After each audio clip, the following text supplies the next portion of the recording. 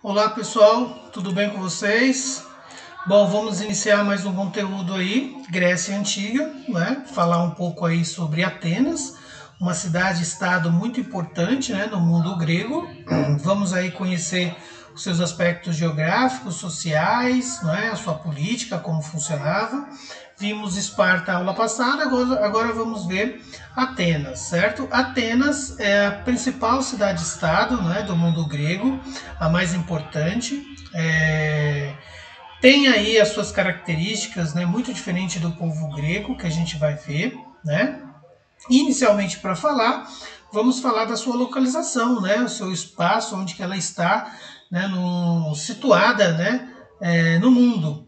Bom, Grécia faz parte do continente europeu, né, está mais dentro do continente, ou melhor, Atenas está mais dentro do continente europeu do que propriamente situado em ilha, não é?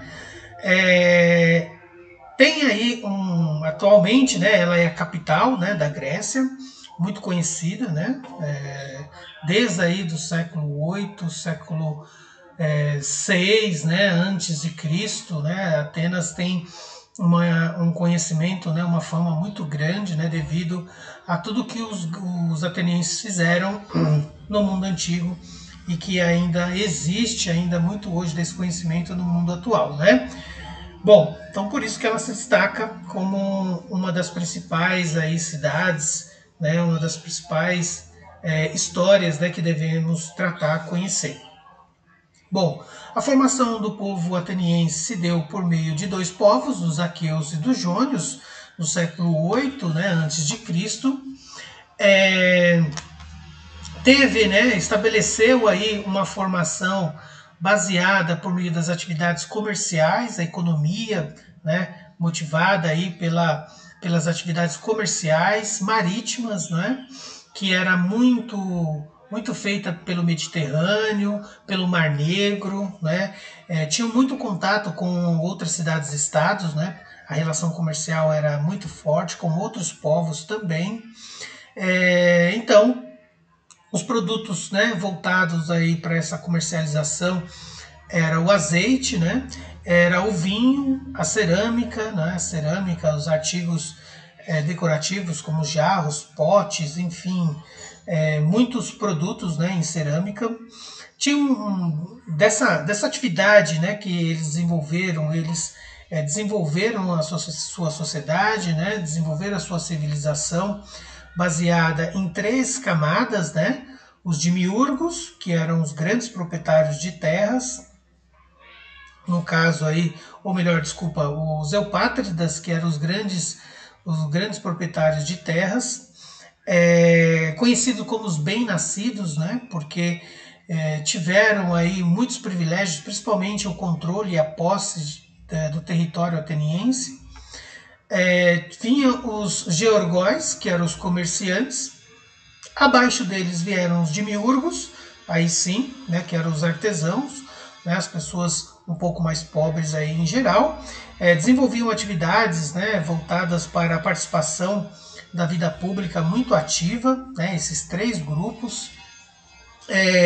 Esses três grupos, Eupátridas, Georgoi e Demiurgos, eram os que eram considerados cidadãos.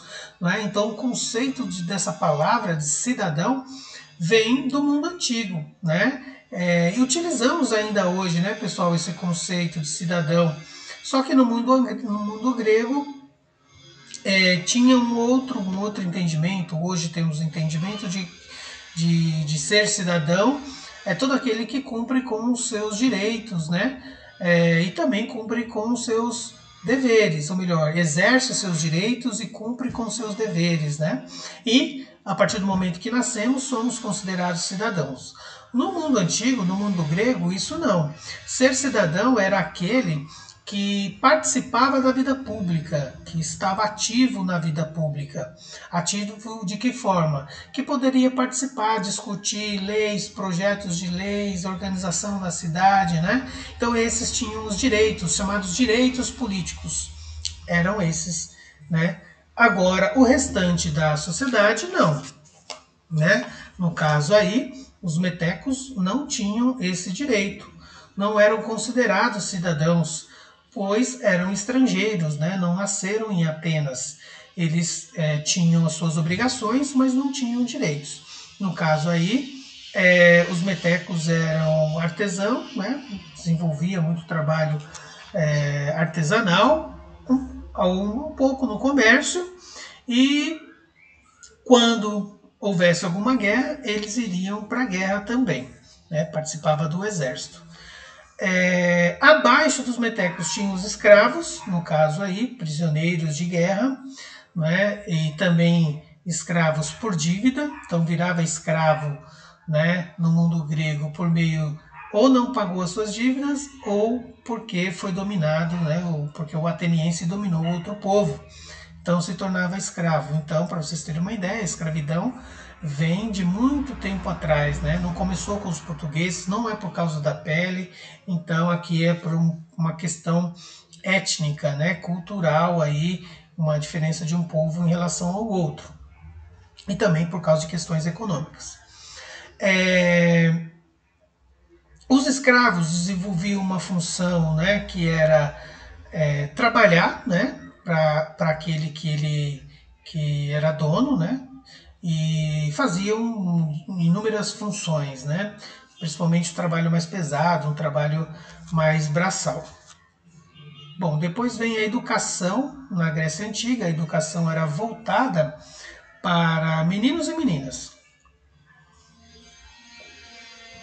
Só que essa educação tinha uma diferença, né? Meninas eram educadas para servir o lar, cuidar da casa, cuidar dos afazeres domésticos, né?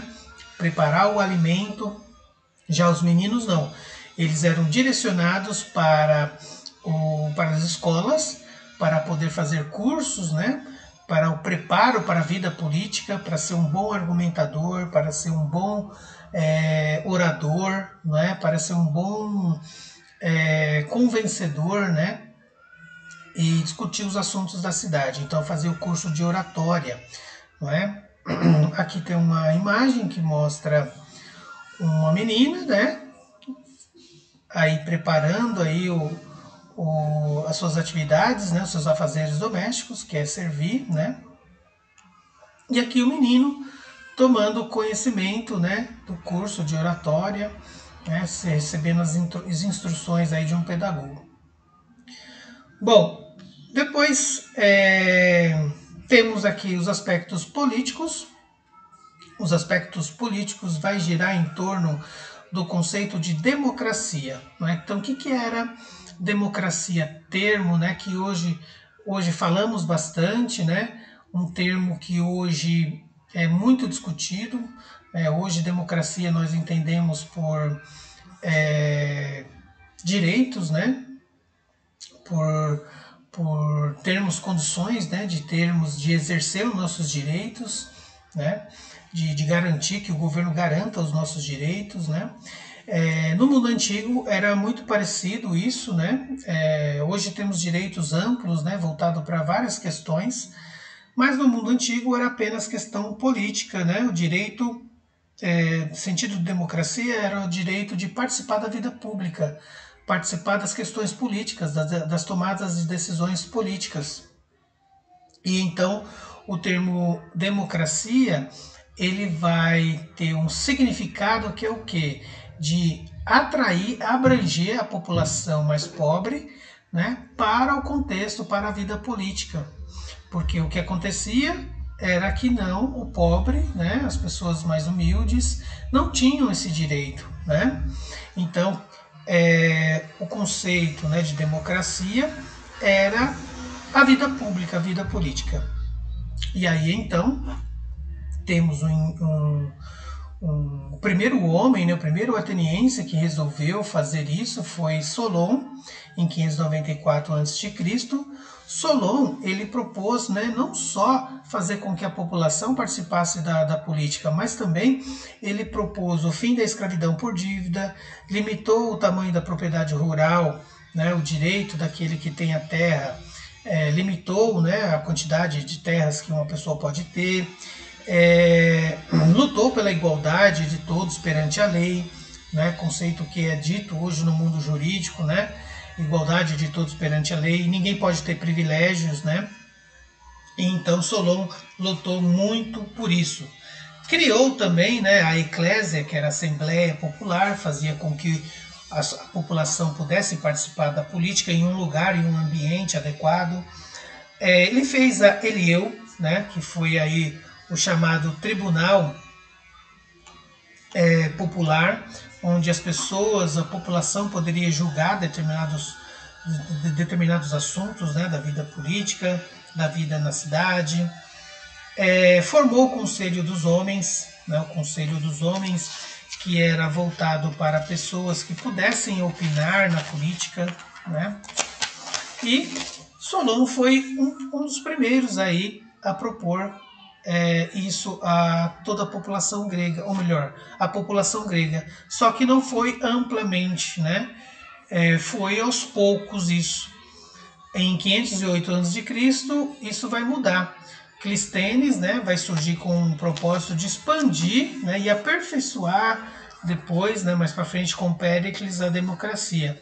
Então, na época de Clístenes, o que houve aí foi estender os direitos políticos a todos os homens livres, né, qualquer população, aí sim, né, Clístenes propõe o direito, né, à democracia.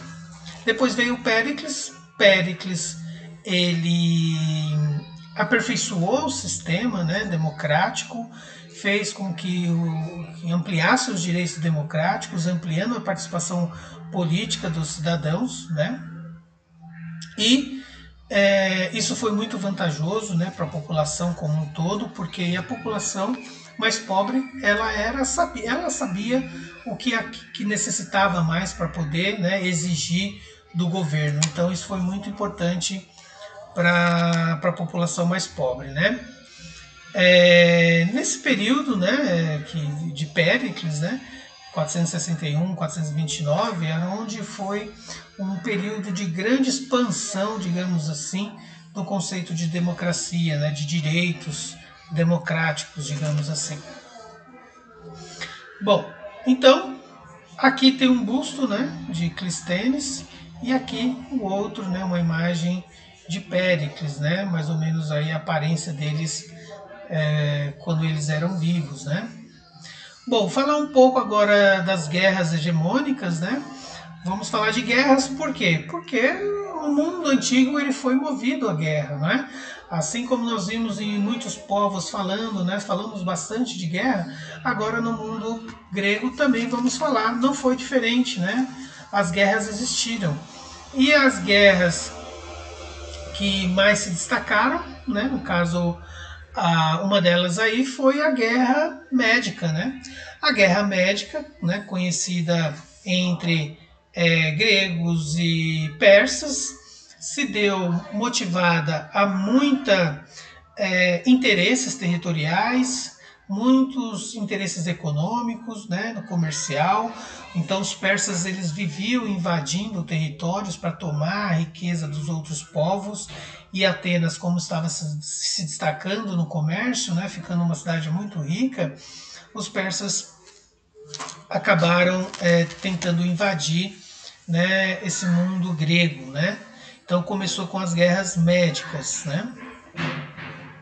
Bom, então os persas começaram pela cidade de Mileto, né, atacaram Mileto, dominaram, né, o seu território, o seu povo, e, se sentindo encorajado, partiu para Atenas. Chegando em Atenas, vai ter aí um conflito muito grande, né? Primeiro, claro, eles tentaram invadir Espartas, né? Depois surgiu aí uma batalha chamada, tem até o filme, os 300, né? Os espartanos impediram a entrada dos persas em Esparta, que os espartas queriam chegar até Atenas, então eles entraram pelo mar e aí foram subindo, né, as montanhas, só que os espartanos bloquearam essa passagem, né, 300 espartanos contra milhares de persas. Só que os persas não conseguiram derrotar porque eram muitos persas, ou melhor, os espartanos não conseguiram derrotar porque eram muitos persas, né? No caso aí durou apenas 3 dias essa batalha, né? Então os espartanos perderam para os persas. Bom, isso acontecendo, né, os persas invadindo Esparta, eles partem para Atenas. Chegando em Atenas, os espartanos se unem aos atenienses, né, e aí começa a conter a fúria dos espartanos, a invasão espartana, né, e aí os gregos saem vitoriosos, expulsam os persas do território. Bom, diante desse acontecimento, né, os atenienses fizeram, né, fizeram uma confederação, né, chamada aqui Confederação de Delos. Né? A Confederação de Delos tinha um objetivo que era propor uma aliança, uma união entre o povo grego. Né? Então essa aliança ela foi feita por meio dos espartanos, dos coríntios, dos tebas e de Megara, cidades-estados do mundo grego. Então essas cidades-estados tinham um objetivo, que era evitar que outros povos invadissem a Grécia. Então eles tinham o objetivo de conter essas invasões. Para conter, eles tinham que se unir. E unir de uma forma a fortalecer o seu exército, para contribuir com navios de guerra, com armas, com espadas, com proteções, né, enfim, de militares, alimentação, dinheiro, né, e tudo isso ia ser controlado por Atenas, na cidade de Delos, né, na cidade-estado de Delos. E então, os atenienses controlando essa riqueza, iria servir para um momento de guerra. O controle dessa riqueza não durou muito tempo, né, na cidade de Delos, porque os atenienses eles transferiram toda a riqueza para Atenas. Isso causou uma insatisfação, né, muito grande do povo, justamente porque os atenienses começaram a utilizar os recursos, o dinheiro, para poder reconstruir Atenas. Então modernizou Atenas, reconstruiu aquilo que foi destruído na batalha com os persas, e aí então provocou uma insatisfação, principalmente dos espartanos. Né? Os espartanos então lideraram um movimento para declarar guerra a Atenas, né? Por causa dessa ousadia, né? Porque os espartanos consideraram como um roubo isso. Então aí as cidades-estados, Esparta, Corinto, Tebas e Megara, se uniram e declararam, né, guerra aos atenienses. Então essa guerra fez surgir aí, né, a chamada Guerra do Peloponeso, uma guerra muito sangrenta, muito cruel, né, que fez da cidade de Atenas, né, não total, mas parcialmente ficou destruída, e os atenienses não resistiram, né, a esses ataques, e os atenienses perderam essa guerra, né, Guerra do Peloponeso. A Confederação de Delos acabou, né, Atenas sai muito fragilizada, né, muito prejudicada com a guerra. E aí então essa situação, né, gerou, né, uma outra guerra, né, que a gente vai falar daqui a pouco. Aqui tem um mapa, pessoal, que mostra, né, as batalhas dos países aliados, né, contra Atenas, e vai mostrar pra gente que Atenas ganhou muitas batalhas, mas também perdeu muitas, tanto é que foi derrotada. Bom, então dessa derrota, Atenas saiu prejudicada, derrotada, abrindo, né, espaço para uma outra guerra, que foi a invasão macedônia no território grego. Então, o que foi isso, né? Um território, quando está fragilizado, e outras nações, outros povos vê a chance de dominá-lo, né? Para conquistar território, se aproveitar da sua riqueza, né, e tudo mais. Então os macedônios, né, esse povo aqui que está aqui em marronzinho aqui, declara guerra a Atenas. Então isso vai começar com Filipe II, o rei macedônio, né, e depois vai terminar com o Alexandre o Grande, seu filho, pois o seu pai, Felipe II, ele veio a falecer, e aí Alexandre o Grande vai propor a expansão, né? Vai criar um império monstruoso, chegando a desbancar o Império Persa, que era o maior até o momento. E aí o Império Macedônio, Alexandre o Grande, vai dominar vários territórios, da Ásia até a Europa, não é? Então, chegamos ao fim, gente, dessa parte da aula. Depois vamos falar sobre cultura na Grécia Antiga, tá? E aí paramos por aqui. Bom, gente, é isso. Façam aí as suas anotações, anotem suas dúvidas, né? Postem lá no Classroom as suas atividades, né? Suas anotações. E aí, em breve no chat faremos uma atividade. Tá bom, gente? É isso. Até mais. Abração para todos. Tchau.